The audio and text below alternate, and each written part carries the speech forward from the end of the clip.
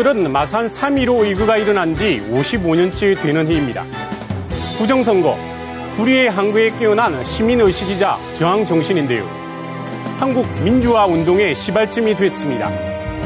3월 15일인 오늘 3.15 정신, 마산 정신을 다시 한번 되새겨봐야겠습니다.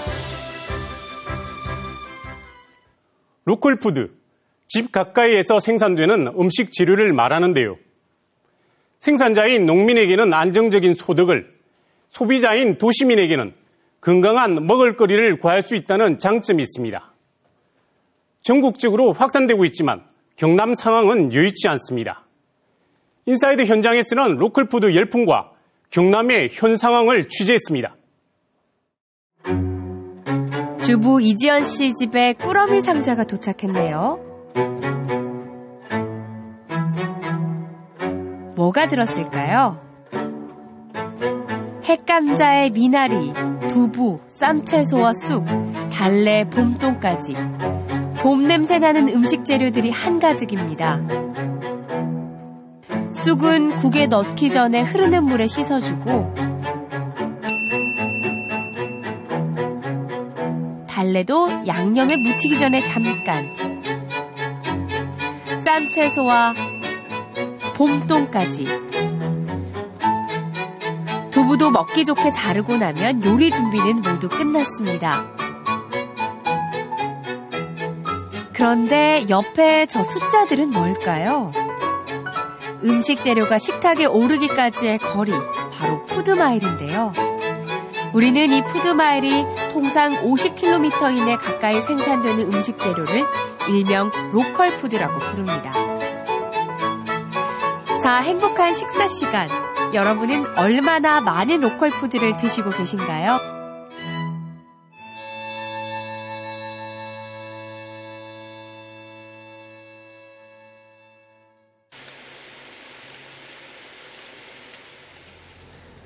이렇게 가수악한 우리 지역에 믿을 수 있는 농산물을 시중보다 싼 가격으로 구매할 수 있다면, 또 이런 구매 패턴이 우리 지역의 농민들을 살리고 우리 자신의 건강까지 지킬 수 있는 일이라면 여러분들은 어떻게 하겠습니까?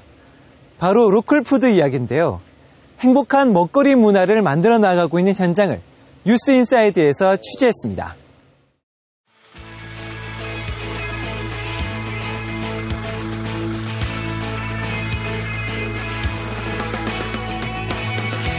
전북 완주에 있는 한 시골 텃밭입니다.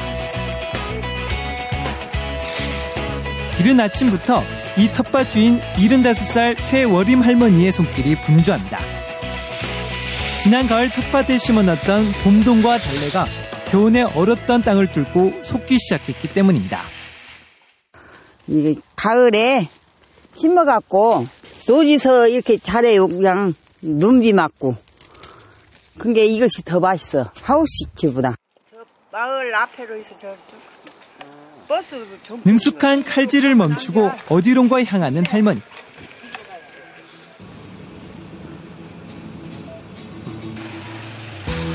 목적지는 텃밭에서 1km 남짓 떨어진 지역 농산물 직거래 매장입니다.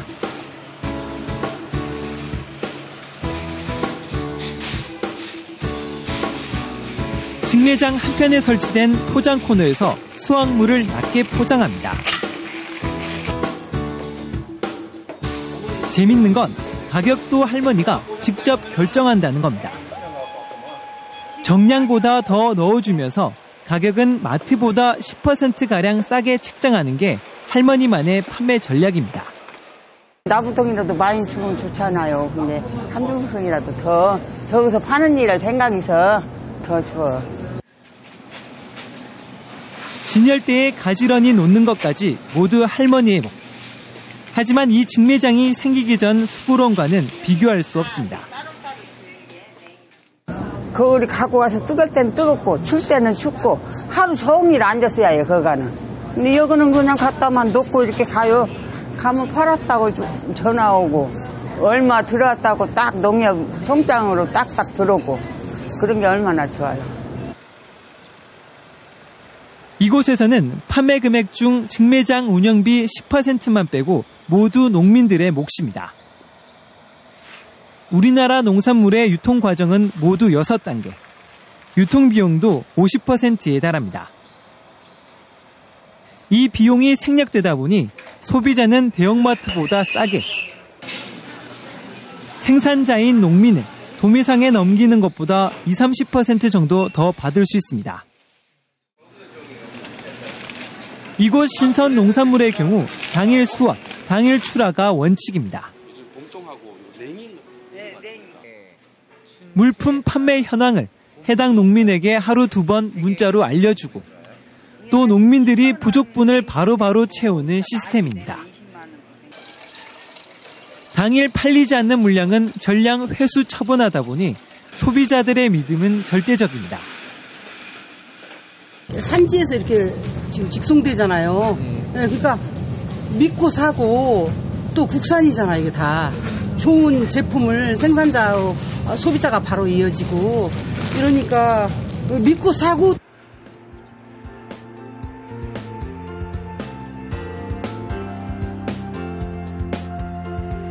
로컬푸드는 영세 농가에게 담비와 같은 존재입니다.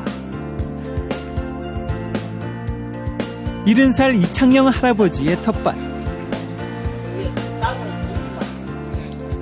100평 남짓한 비닐하우스에 농사를 짓는 할아버지는 말 그대로 영세 소농입니다.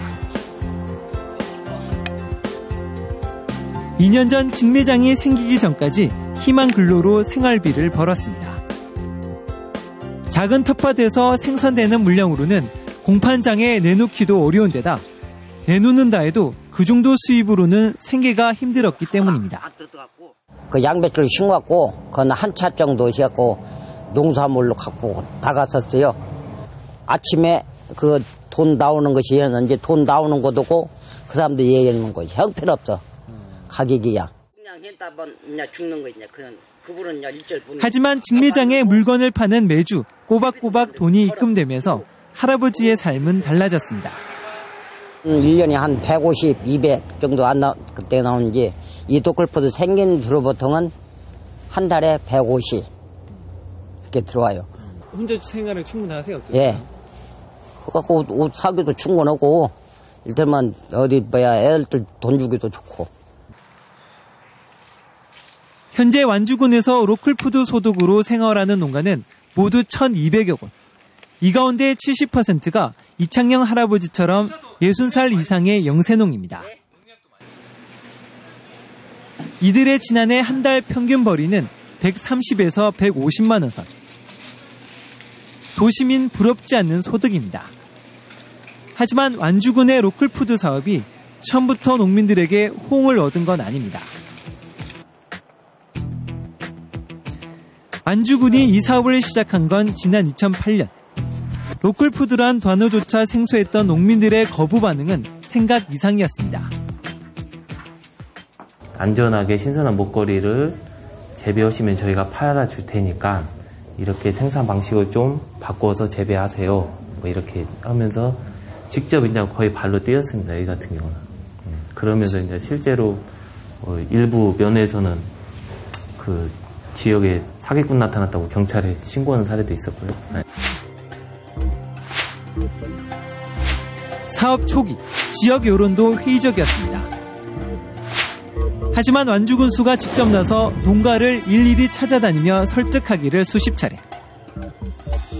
공무원들이 직접 일본의 선진 사례를 배워와 농민들을 교육하고 소농과 귀농을 중심으로 로컬푸드 장목반을 만들어 생산 체계를 정비하는 것. 준비에만 4년을 투자했습니다.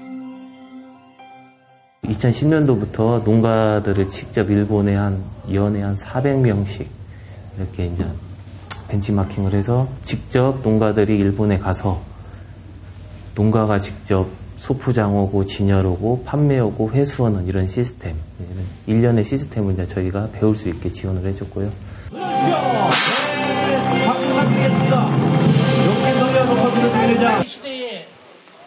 애초 택배 사업으로 로컬푸드를 시작한 완주군은 지난 2012년 전국에서 처음으로 전용 직매장을 열었습니다. 그동안 인구 65만 명의 전주시에 매장을 잇따라 개설하면서 매출액도 지난해 470억 원을 돌파했습니다. 최근에는 로컬푸드 레스토랑 3곳을 열어 한 달 3억 원 가량의 매출을 올리고 있고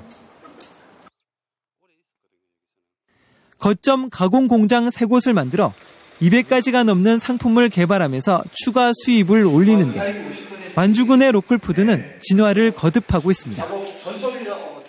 1차 생산물 같은 경우만 팔고 나면 생물이다 보니까 남는 거라든가 그런 부분들은 처리하기가 좀 그러잖아요. 부패되거나 상하거나 그러기 쉬운데 그런 거 그렇게 가기 전에 가공을 해서 또 다른 이렇게 수입을 올릴 수 있으니까 훨씬 이득이 됐죠. 가공 기술을 이제 저희가 교육을 시켜드려요. 거기서 농업인들이 절대 할 수 없는 영역이 있거든요. 인허 과정의 행정적인 업무는 저희가 도와드리고 있고요. 완주군이 벤치마킹을 했다는 일본은 어떨까? 이미 지난 1980년대부터 지산지소라는 명칭으로 로컬푸드 운동이 활발하게 진행된 일본. 이곳은 전국에 산지한 2만 3천 개의 지산지소 직판장 가운데 한 곳입니다. 값싸고 질 좋은 먹거리를 구입할 수 있다는 인식이 확산하면서 직판장 앞은 개장 전부터 북적입니다. 週2回ぐらい、ちょっと遠いけどね、20分ぐらいかかるんですよ、車で。やっぱり、安くて新鮮ですから、わざわざ。 이미 10년 전에 각 자치단체마다 로컬푸드 자급률 목표치를 만들도록 의무화한 일본. 최근에는 학교 급식에서 로컬푸드를 일정 이상 사용하도록 법으로 정했습니다. この近辺で、採れたというか育てた豚肉ですし、牛乳も埼玉県内で、県内の牛乳、牛から採れたもの。お米も彩の輝きという埼玉県産のお米を使っています。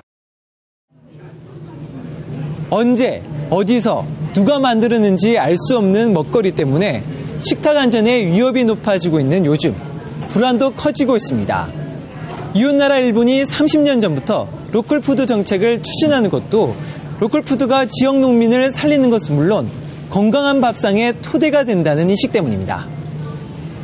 우리가 로컬푸드라고 얘기할 때 거리를 이제 두 가지로 얘기해요. 하나는 그 물리적 거리, 또 하나는 사회적 거리. 사회적 거리라는 거는 이제 유통 단계를 말하거든요. 생산자도 그렇고 생산 과정도 숨겨져 있고 그거에 따라서 여러 가지 뭐 식품 안전 문제부터 시작해서 여러 가지 이제 문제가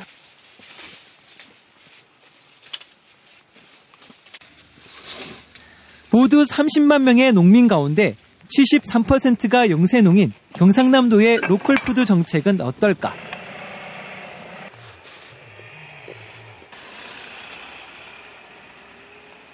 로컬푸드 택배 서비스, 이른바 꾸루미 사업을 전문으로 하는 밀양해안 로컬푸드 회사. 오늘은 각 가정에 보낼 농산물을 인근 농가로부터 받아오는 날.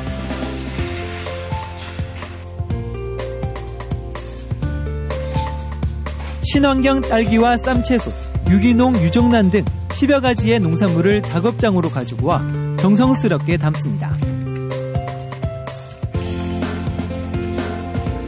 부산과 창원 등 비교적 먼 곳은 택배로 발송하고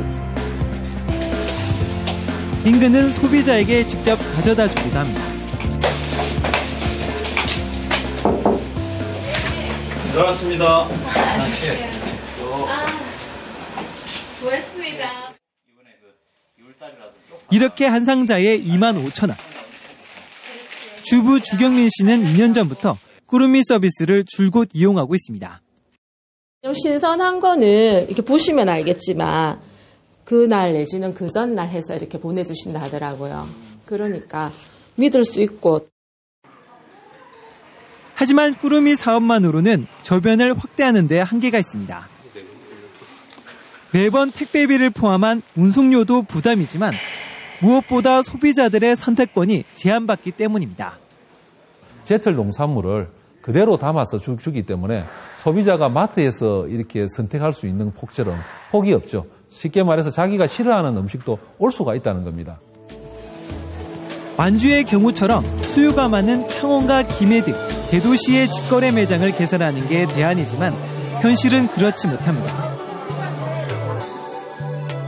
최근 2년 동안 로컬푸드 바람을 타고 개설된 경남 지역 직거래 매장은 모두 31곳. 소비차가 아닌 생산지의 직매장을 개설하다 보니 연간 매출은 한 곳당 평균 2억 원을 간신히 넘기는 수준입니다. 로컬푸드 직매장은 각 지역에 만들어졌다는 거죠. 예를 들어서 장령이면 장령, 뭐 진주면 합천이면 합천. 근데 합천이나 뭐 장령, 밀양은 다 아시다시피 이거 농업 중심의 도시이기 때문에 그리고 직매장 활성화에는 한계가 있고.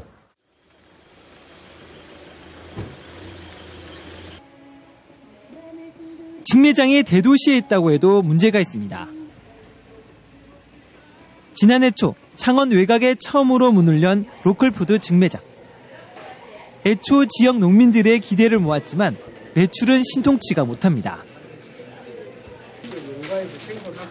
참여하는 농가가 150여 곳, 품종도 100여 개에 머물다 보니 원스톱 쇼핑이 어렵기 때문입니다. 품종을 다양화할 그런 필요가 있다고 생각이 들고, 그렇게 하기 위해서는 생산하는 농가를 좀 더 많이 교육을 시키고 또 이렇게 개량도 가고 해가지고 수확되는 품목을 다양화하고, 그것이 제일 좀 관건이라고 생각이 듭니다.